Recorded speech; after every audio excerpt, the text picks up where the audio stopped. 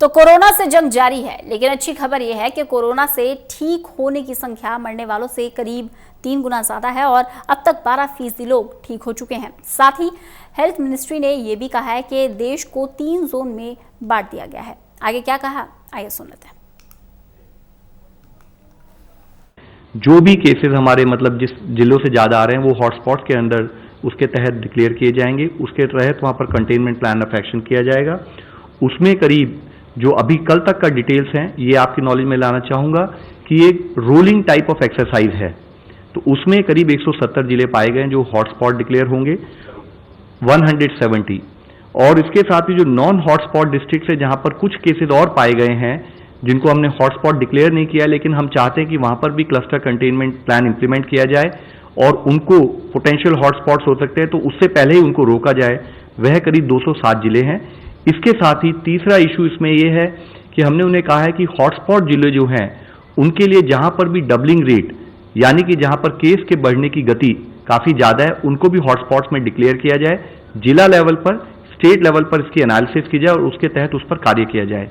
साथ ही हमने स्टेट्स को यह भी कहा है कि जो ये हॉटस्पॉट्स हमने आइडेंटिफाई किए हैं इसके अलावा, बिकॉज स्टेट्स इस बैटल को फील्ड पर लड़ रही हैं, इसके अलावा एडिशनल एरिया वो अगर कोई हॉटस्पॉट के रूप में डिक्लेयर करना चाहें, एडिशनल मेजर्स लेना चाहें तो वो ले सकती हैं। जैसा आप सब जानते हैं कि लॉकडाउन में कुछ गतिविधियां हैं जो पूरी तरह से वर्जित हैं, प्रोहिबिटेड हैं। उनमें एक है आवाजाही, लोगों का, जो लोग उन तरह के कामों में जा रहे हैं जिनको अलाउ किया गया है, उसके अतिरिक्त और सभी तरह की आवाजाही, आवागमन, वो सब प्रोहिबिटेड एक्टिविटीज़ की श्रेणी में आता है। बसेस का, ट्रेन्स का, एयरक्राफ्ट्स का, इन सब का जो संचालन है, उन सब का जो मूवमेंट है उस पर पूरी रोक है। तो इससे एक बात तो क्लियर है कि लेबर का मूवमेंट जहाँ तक उसका संबंध है, जब तक लॉकडाउन है तब तक वो नहीं हो सकता है। दूसरी बात ये आती है कि जो लेबर है जहाँ पर शेल्टर कैंप्स में है, वहाँ पर गृह मंत्रालय की कई एडवाइजरीज हैं, क्लैरिफिकेशंस हैं, जिनके तहत ये स्पष्ट कहा गया है कि सारी सुविधाएं जो मिलनी चाहिए वो मिलेंगी। उसके लिए अरेंजमेंट्स किए गए हैं।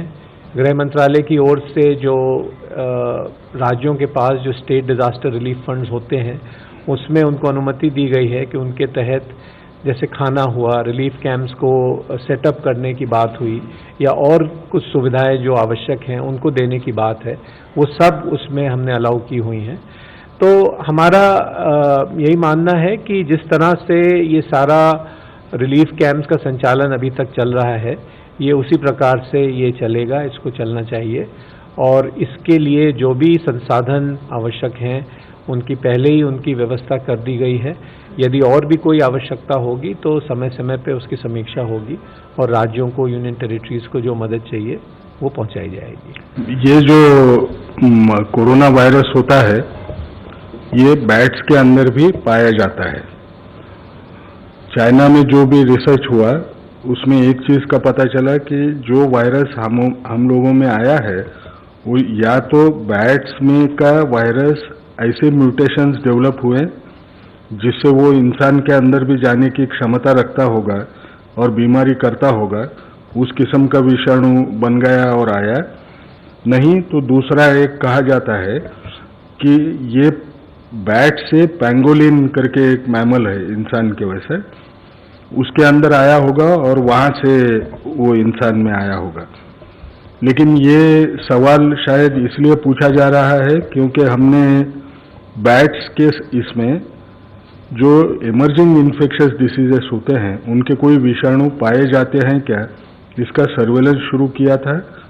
उसमें हमको दिखा कि दो किस्म के बैट्स जो होते हैं उनमें कोरोना वायरस दिखाई दिया, लेकिन वो बैट का कोरोना वायरस था, वो इंसानों में आने की काबिलियत का नहीं था।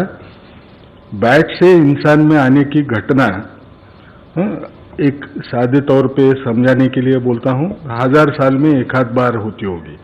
जब कोई वायरस स्पीसीज चेंज करता है तो बहुत रेयर इवेंट होती है और उस किस्म से वो इंसानों में आता है।